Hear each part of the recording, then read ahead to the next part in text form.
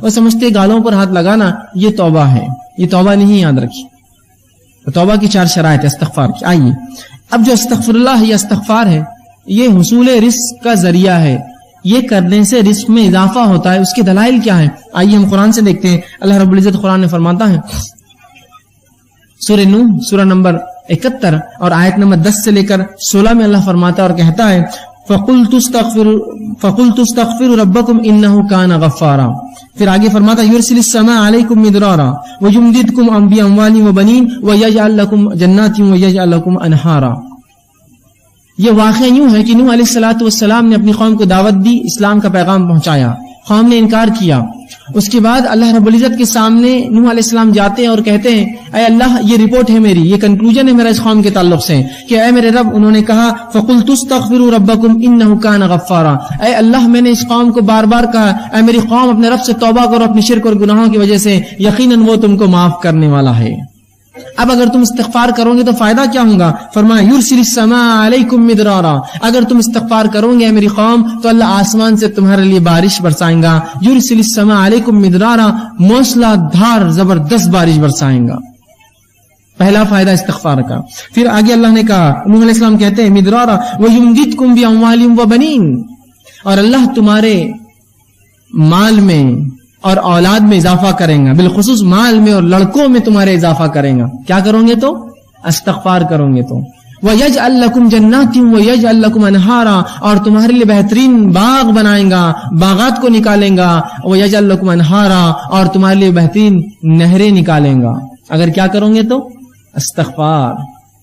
اے میری قوم اگر تم یہ کر لو تو آسمان سے بارش پاؤں گے, مال میں اضافہ پاؤں گے, اولاد اور لڑکوں میں اضافہ پاؤں گے, اور تمہیں بہترین باغ اللہ دے گا, اچھی نعمتیں دے گا, اور جو ہے تمہارے لیے جو ہے نہریں نکالیں گا ان باغوں میں. استغفار کے دیکھیے نوح علیہ الصلوۃ والسلام نے اپنی قوم کو کیا فائدے بتائے. یہاں کہا پورے رزق میں جو چیزیں آتی ہے, بارش کا برسنا ایک بنیادی اصول ہے رزق کے لیے. آج بھی اگر انسان ٹیکنالوجی میں اور کسی بھی چیز میں جتنی ہی آگے بڑھ چکی ہو, لیکن آج بھی آسمان کی طرف نگاہ سب کی ہوتی ہے. اگر بارش نہ برسے اور آپ کہیں گے کہ بھائی مجھے کیا فرق پڑتا ہے, میں تھوڑی کاشتکار ہوں, آپ کاشتکار نہ بھی ہو تو جب آپ بازار سبزی خریدنے جائیں گے تو آپ کہیں گے واقعی میں بارش نہ ہونے کا نقصان ہے. تو رزق بڑھاتا ہے اللہ رب العزت انسانیت کے لیے, توبہ اگر قوم کرے تو. یہاں اللہ رب العزت دیکھیے کہ فرما رہا ہے کہ اگر توبہ کرو تو بارش برسائیں گا, اور اس کے بعد فرمایا کہ وہ تم کو مال میں اور اولاد میں اضافہ دیں گا. تو اگر اصول رزق, اگر ہم مال میں بڑھوتری چاہتے ہیں, اولاد میں اضافہ چاہتے ہیں, استغفار کریں. حسن بصری رحمہ اللہ یہ کبار تابعین میں سے ہے. ان کے پاس ایک شخص آ کہا ہے حسن ہمارے علاقے میں قحط سالی ہے, میں کیا کروں؟ تو کہا استغفار کر, توبہ کر. دوسرا ایک شخص آ کہا اے حسن مجھے رزق میں تنگی ہے, مال میں تنگی ہے, کیا کروں؟ تو کہا جا استغفار کر. چوتھا تیسرا شخص آ کہا اے حسن میرے باغ سوکھ چکے ہیں, میں کیا کروں اس کے لیے, حل بتاؤ شرعی, استغفار کر. ایک شخص اور کہا کہ مجھے اولاد نہیں ہے, لڑکے نہیں ہیں, کیا کروں؟ تو کہا جا استغفار کر. تو ان کے شاگردوں نے پوچھا اے استاد, اے حسن بصری, تم نے 4 لوگ آئے, 4 سوال کیا, اولاد نہیں, کسی نے کہا قحط کا کہا, کسی نے کہا باغ میں میرے جو ہے سوکھا پڑ چکا ہے, اور کسی نے مال کے تعلق سے کہا. تم نے سب کو ایک ہی جواب دیا, استغفار کرو, استغفار کرو, استغفار کرو. تو کہا میں نے کوئی بات اپنے دل سے تھوڑی کہی ہے. اور فوراً انہوں نے قرآن کی اس آیت کو تلاوت کی, قُلْتُ اسْتَغْفِرُوا رَبَّكُمْ إِنَّهُ كَانَ غَفَّارًا يُرْسِلِ السَّمَاءَ عَلَيْكُمْ مِدْرَارًا, کہ تم اے میری قوم تم اللہ سے توبہ کرو, استغفار کرو, وہ تم پر موسلادھار بارش دیں گا. تو اگر ہم بارش چاہتے ہیں استغفار کریں, ہم مال چاہتے ہیں استغفار کریں, اولاد چاہتے ہیں استغفار کریں جو بے اولاد ہے, اور اگر جنت یا اس کا باغ سوکھ رہا ہے, اگر اسے مال نہیں آتا جبکہ آس پاس آتا ہے, استغفار کرے. تو یہاں حصول رزق کے لیے, رزق میں بڑھوتری کے لیے, اولاد میں بڑھوتری کے لیے, بارش کے ہونے کے لیے, اپنے باغ اور اپنی تجارت میں فائدے کے لیے استغفار رسول بتایا گیا ہے. توبہ کرو اپنے رب سے, توبہ کی 4 شرائط کے ساتھ. نہیں تو میں استغفر اللہ تو کر رہا ہوں, لیکن انہی استغفر اللہ کے دوران میں گناہ کرتا ہوں. استغفر اللہ کی تسبیح چل رہی, کسی کا فون آیا, جھوٹ بول دیا. کہاں آپ نے توبہ کی اپنے رب سے؟ استغفر اللہ تو میں پڑھ رہا ہوں, لوگوں کو دھوکہ دے رہا ہوں. کہاں آپ نے استغفر اللہ کیا؟ آپ نے معنی ہی نہیں سمجھا آپ نے اس کا.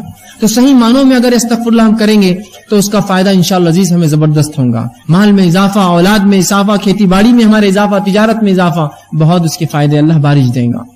آئیے اللہ کے رسول صلی اللہ علیہ وسلم فرماتے ہیں، مسند احمد اور ابو داؤد کی روایت ہے، عبداللہ ابن عباس رضی اللہ عنہ اس حدیث کے راوی، اور وہ کہتے ہیں اللہ کے رسول صلی اللہ علیہ وسلم نے فرمایا، تم جس نے کثرت سے اپنے گناہوں کی توبہ کی، جس نے کثرت سے استغفار کیا، اے اللہ مجھ سے گناہ ہو رہے مجھے معاف کر، کثرت سے، اور اللہ کے رسول دن میں سے 70 سے زائد مرتبہ توبہ اور استغفار کرتے، ایک روایت میں 100 سے زائد مرتبہ۔ نبی اکرم صلی اللہ علیہ وسلم گناہ نہیں کرتے تھے، یہ قوم کو تعلیم تھی کہ جب تمہارا نبی معصوم ہونے کے بعد اتنا استغفار کرتا ہے تم اس سے زیادہ کرو، تو توبہ اور استغفار کر دیا اللہ کے رسول۔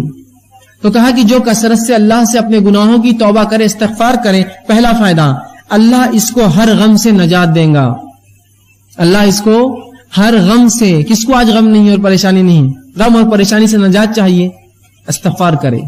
دوسرا فرماتے ہیں ہر مشکل سے باہر نکال دیں گا اسے۔ توبہ کے فائدے تو دیکھیے آپ، ہم تو رزق کے اصول دیکھ رہے ہیں لیکن فائدے دیکھیے، غم سے نکال دیں گا، مشکلات کو دور کر دیں گا اور اس کو باہر نکال دیں گا۔ اور تیسرا فرمایا وہاں سے رزق دیں گا جہاں سے سوچا بھی نہیں ہوگا، اس کے گمان بھی نہیں ہوگا مجھے رزق ملے گا، اور رب اس کو وہاں سے رزق اٹھا کر دے دیں گا۔ کس وجہ سے؟ توبہ کرے کثرت سے اپنے گناہوں کے لیے، ان کے شرائط کے ساتھ، اور وہاں سے اللہ رزق دیں گا اس شخص کو جہاں سے اس نے گمان بھی نہ کیا۔ کون؟ جو کثرت سے استغفار کرے، توبہ کرے اپنے گناہوں کے تعلق سے۔ یہ تھا پہلا اصول، پہلی شرط۔